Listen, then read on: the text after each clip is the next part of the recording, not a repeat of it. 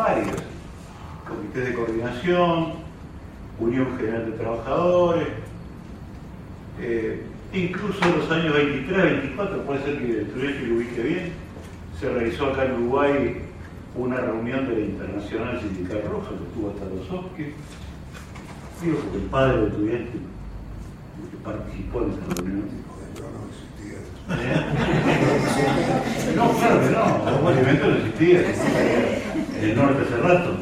Pero digo que ya en aquella época Uruguay, el movimiento sindical se destacaba, siendo un país tan chiquito, por las tendencias unitarias, pero fundamentalmente clasistas que lo caracterizaban. Por ejemplo, cuando la revolución bolchevique, la inmensa mayoría de la izquierda, incluidos los anarquistas, apoyaron a los bolcheviques, cosa que en otros países no pasó. Bueno, y así llegamos a lo que nos interesa el día de hoy, que es la formación de la CNT, o la unificación sindical. Cuando en la década del 50 había una enorme cantidad de sindicatos autónomos, algunos de ellos con maute netamente apolíticos, estaba la CCU, que era una creación de la Embajada Americana, pero era filial de la Confederación Internacional de Sindicatos Libres, de Organizaciones Sindicales Libres, la CIOL, una muy poderosa organización que dividió el movimiento sindical a nivel mundial, principalmente Europa, en torno al Plan Marshall. Dividió las centrales fundamentalmente de Francia, también golpeó Italia y ganó Alemania Occidental y el resto de Europa Occidental. La FCM, que había hecho su primera reunión preparatoria en 1945 en París, con participación de los americanos, el Congreso del Congreso de Organizaciones Industriales, que después se unificaron con la Federación Americana del Trabajo, pero participó en esa reunión en Londres, en París, donde estuvieron los ingleses y todos. Cuando nace la FCM, nace como una central única, después viene incluso eligen un presidente socialista como fue Luis Ayala.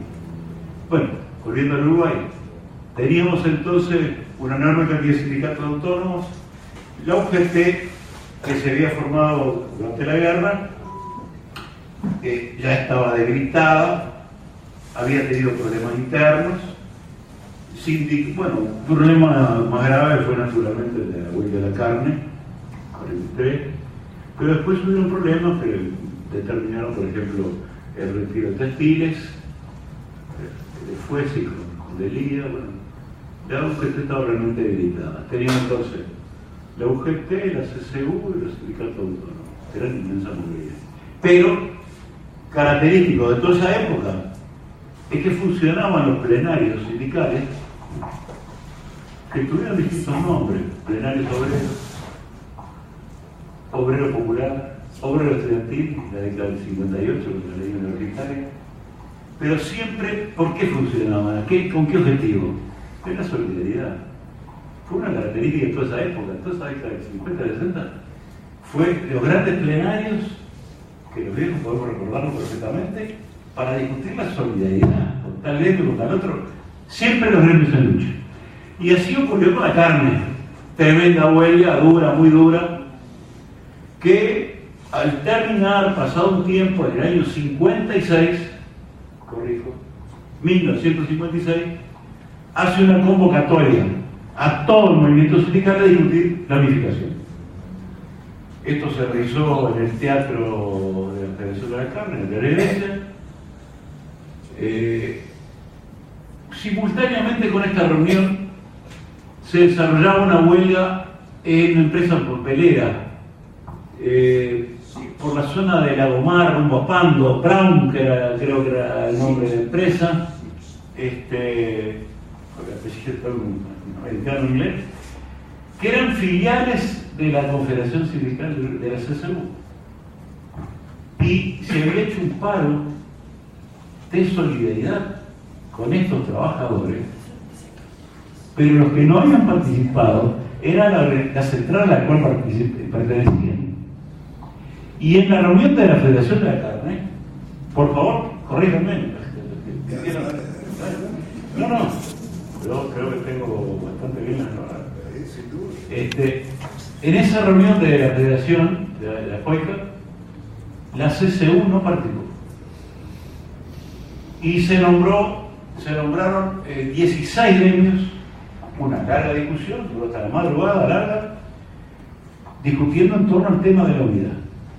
Y se nombraron a 16 sindicatos, sus respectivos representantes, para estudiar concretamente la posibilidad de unificación sindical.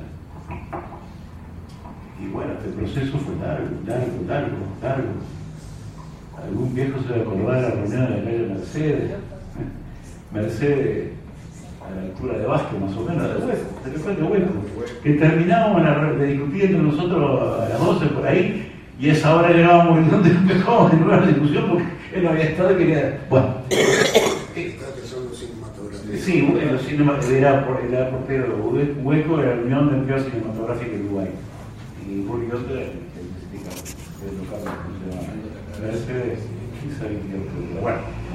Entonces, compañero, ese proceso de unificación en los hechos, en la batalla, había que trasladarlo después a los papeles y a la estructura. Y pasado un tiempo se convocó, no me acuerdo qué nombre le dimos, fue una asamblea sindical, no recuerdo qué nombre, que se realizó en Caraninfa, la universidad, pero era asamblea sindical, con un cuestionario que concretamente tenía que responder a preguntas si estaban dispuestos de acuerdo con la unificación y qué principios entendía fundamental. Eran 2 o 3 preguntas así, pum, plata con lo otro. Esas reuniones, que fue más de una, yo diría que el problema que estoy tratando de abreviar, que el problema que más discrepancia provocó fue el tema de los funcionarios rentados, es decir, de los dirigentes sindicales, funcionarios del sindicato. En esa discusión recuerdo un compañero de los navales, no me acuerdo, Petiza, que es formidable, que no concebían los compañeros que pudiera ser dirigente del sindicato, pago por el sindicato y que no estuviera en la fábrica o en la empresa. Por su lado, lo demás veíamos que cómo dirigirse un gremio importante si no estás realmente dirigiendo el gremio. Si no, ocurría como, no quiero nombrar, pero algunos deben recordar, gremio de cierta importancia, que de hecho lo dirigía el empleado administrativo, porque era el único que estaba allí todo el día, que manejaba todo, conocía todo, el contacto con las propias empresas, que lo tenía el empleado administrativo. Esto llevó tiempo, pero ya prácticamente creo que se definió porque en esto estaban de acuerdo comunistas, socialistas, todo lo unitario, digamos, sin bandera. Quien definió en definitiva el tema fue la discusión interna de los anarquistas, de la Federación de la FAO, que se definió en pro de la central, en pro de la unidad sindical, con lo que eso significa,